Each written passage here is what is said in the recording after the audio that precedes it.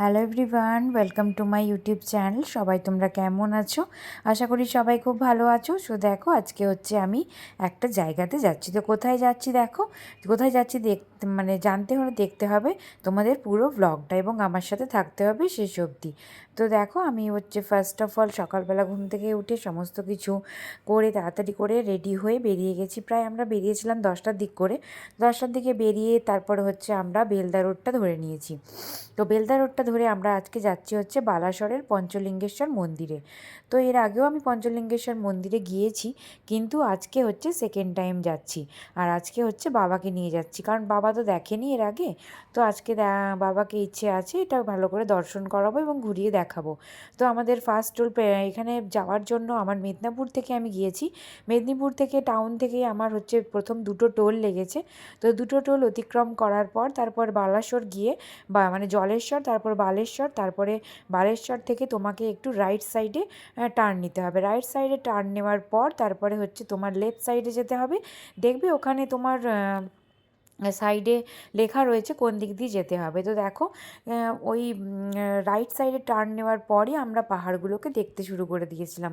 যত দুদিকে যাচ্ছি তত দুদিকে সুন্দর পাহাড়গুলো আমরা দেখতে পাচ্ছি। আর ভীষণ একটা ঠান্ডা ঠান্ডা হাওয়াও আসছে। আর এই দিকে দেখো, দুদিকে বড় বড় লজ এবং ভীষণ বড় বড় রেস্টুরেন্ট এবং রিসর্টও রয়েছে। কেউ কেউ এখানে একদিনে ছুটি কাটানোর জন্য আসতেই পারো। আর দেখো, এই যে পৌঁছে এখানে রয়েছে বাস স্ট্যান্ড, স্ট্যান্ড রয়েছে, পার্কিং এরিয়া রয়েছে। তো পার্ক করা হয়ে থাকবে এখানে 4 চাকা। এখন অনেকে পিকনিক করার জন্য এই জায়গাটাকে বেছে নেয়। এবং দেখো, আমরা ওখান থেকে পার্কিং করেছি। পার্কিং চার্জ হচ্ছে 35 টাকা। তো পার্কিং করে নিয়ে তারপরে হচ্ছে আমরা ওখান থেকে বেরিয়ে গিয়েছি। ওখান থেকে বেরিয়ে আমরা প্রসাদ, পুজো দেওয়ার জন্য প্রসাদ নিয়েছি। প্রসাদের মধ্যে ওখানে তোমরা যা দিতে চাও, ওখানে মানে সমস্ত দর্শনীয় স্থানের বা সমস্ত মানে মন্দিরের একটা দেখবে স্পেশালিটি থাকে। তো এখানে স্পেশালিটি যেগুলো ছিল সেগুলো আমরা প্রসাদ নিয়ে নিয়েছি। তো নিয়ে হচ্ছে আমরা সামনের দিকে এগিয়ে চলেছি। অনেকগুলো সিঁড়ি প্রায় ভাঙতে হয়। তো যারা একটু বয়স্ক লোক আছে বা যাদের একটু অনেক ইয়ং ছেলে মেয়েদেরও প্রবলেম হচ্ছিলো এই সিঁড়ি ভাঙার জন্য। তো দেখো, আমার বাবারও বয়স প্রায় 60-র ওপরে, তো বাবার সেরকম কোনো অসুবিধেই হয়নি। আর দেখো, আজকে দেখলাম এসে জলের স্রোতটা ভীষণ বেশি রয়েছে। মানে অন্য টাইমে এর আগের বছরও এসেছিলাম, বা জলের স্রোতটা এতটা ছিল না। জলের স্রোতটা ভীষণ হয়েছে। তো উপরে উঠে একটা দোকান রয়েছে যেখানে বিভিন্ন 5 রকমের লাড্ডু এখানে সেল হয়। তো এই 5 রকমের লাড্ডু এখানকার স্পেশালিটি, এটাও আমরা নিয়ে নিয়েছিলাম। তারপরে আমরা প্রদীপ এবং দীপ ওটাকে জ্বালিয়ে নিয়ে তারপরে হচ্ছে মন্দিরে হচ্ছে পুজো দেওয়ার জন্য আমরা বসে গিয়েছিলাম ওখানে। তো ওখানে না পুজোটা ভীষণ সুন্দর করে অনেকক্ষণ সময় ধরে হয়। আর হ্যাঁ, একটা কথা বলে রাখি, সেটা হচ্ছে এখানের মন্দিরে তুমি মানে পঞ্চলিঙ্গের হচ্ছে মন্দির। তো পঞ্চলিঙ্গের মন্দিরকে তোমরা চোখে দেখতে, মানে পঞ্চলিঙ্গটাকে তোমরা চোখে দেখতে পাবে না, এটাকে টাচ করতে পারবে। তো ওই ঝর্ণার জল বহু বর্ষজীবী, দেখো ঝর্ণার জল, ওই জলের পাহাড়ের নিচে রয়েছে এই লিঙ্গের মানে পঞ্চলিঙ্গ। তো এটাকে তোমরা ওই জলের মধ্যে, ঝর্ণার মধ্যে গিয়ে টাচ করতে পারবে।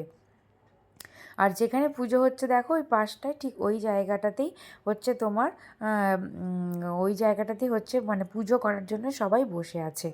তো এখানে হচ্ছে কথিত আছে যে মা সীতা এবং রামচন্দ্র বনবাসের সময় এখানে এসেছিলেন এবং ওই শিবলিঙ্গগুলির পুজো করেছিলেন। তো তখন থেকে এখানে অধিষ্ঠাতা হয়ে রয়েছেন। এছাড়া আবার হচ্ছে এখানে বলা যায় যে বানাসুর নামক এক অসুরকেও এখানে শিব মানে মহাদেবের পুজো করেছিলেন। তো এইভাবেই বিভিন্ন রকমের গল্প কথা অবলম্বন করে এখানের পঞ্চলিঙ্গেশ্বর আজও বহু যুগ ধরে মানুষের কাছে পূজিত হয়ে আসছেন। ওখান থেকে বেরিয়ে আমরা গেলাম নীলগিরি জগন্নাথ টেম্পল।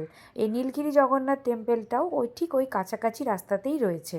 তো ওখান থেকে বেরিয়ে গেলাম জগন্নাথ মন্দিরের ভেতরেও জগন্নাথ দেবী এবং মা বিমলা দেবী আর গজলক্ষ্মী অধিষ্ঠাত্রী রয়েছেন। তো মন্দিরে ফটো এবং ভিডিও অ্যালাউ ছিল না বলে আমরা ওখানে সেরকম ভিডিও ফটো করিনি। তো ওখান থেকে বেরিয়ে পাশেই রয়েছে রাজার বাড়ি। তো রাজার বাড়ির ভেতরে দেখো, ভীষণ সুন্দর রাজার বাড়িটা। তো রাজার বাড়িটার ভেতরে গিয়ে আমরা, মানে আমি আগেরবারও এসেছিলাম এখানে, কিন্তু রাজার বাড়িতে আমার সেরকম আসা হয়নি। তো রাজার বাড়িতে এসে দেখলাম ভেতরটা বেশ ছিমছাম, মানে তুমি ওই সামনে অবধি যেতে পারবে, আর ভেতরে যাওয়ার সেরকম কোনো স্কোপ নেই। পুরোনো দিনের বাড়িতে এলে একটা জিনিস দেখবে, সেটা হচ্ছে তোমার কড়ি কাঠের ছাদ দেখা যায়। আর এখানে কনক দুর্গা মন্দির রয়েছে, তারপরে হচ্ছে রাম তোমার সরি রাধাকৃষ্ণের মন্দির আর কনক দুর্গার মন্দির রয়েছে। আর এই হচ্ছে রাজার বাড়ি, এর পেছনেই রয়েছে নীলগিরি পর্বতটা। তো ভীষণ সুন্দর লাগবে জায়গাটা। একদিনের ছোটোখাটো আউটিংয়ের জন্য তোমরা ঘুরে বেড়াতেই পারো এখানে। আর এই হচ্ছে মংলা সুইটস, এখান থেকে একটু বেরোলেই মা মংলা সুইটস। এখানে তোমার মিষ্টিগুলো মানে বিভিন্ন রকমের মিষ্টি এখানে রয়েছে। রসগোল্লা এখানেই দেখলাম 5 টাকার মিষ্টি এখানেও এখনও পাওয়া যায়, বাট আমাদের এখানে তো 5 টাকার মিষ্টি পাওয়া যায় না। তো দেখো আমাদের সাথে সাথে বিকেলবেলায় আকাশে চাঁদ উঠে গেছে। তো আমরা আস্তে আস্তে আমাদের প্রায় সন্ধে হয়ে গিয়েছিল। আর আজকের ব্লগটা এইটুকুই। তোমরা সবাই ভালো থেকো, সুস্থ থেকো।